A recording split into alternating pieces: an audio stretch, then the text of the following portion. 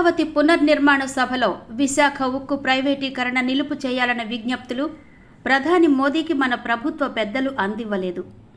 ఈ సభలో విశాఖ ఉక్కు ప్రైవేటీకరణ చేయవద్దని ప్రధానికి రాష్ట్ర పెద్దలు విజ్ఞప్తి చేస్తారని, దానికి బదులుగా మోదీ నుంచి హామీ వస్తుందని ఆశించారు. కానీ ప్రధానికి పెద్దలు అటువంటి విజ్ఞప్తిని చేయలేకపోయారు. దాదాపు 5 నెలల క్రితం కేంద్రం బ్యాంకు బాకీలు తీర్చడం కోసం 11,440 కోట్ల రూపాయలతోనే ముఖ్యమంత్రి చంద్రబాబు సంతృప్తి పడిపోయారు. విశాఖ ఉక్కు సంపూర్ణ ఉత్పత్తిని సాధించడానికి ఏమాత్రం ఉపయోగపడని ఈ 11,440 కోట్ల రూపాయలు ఇచ్చినందుకు సభలో మోదీకి చంద్రబాబు కృతజ్ఞతలు తెలిపారు.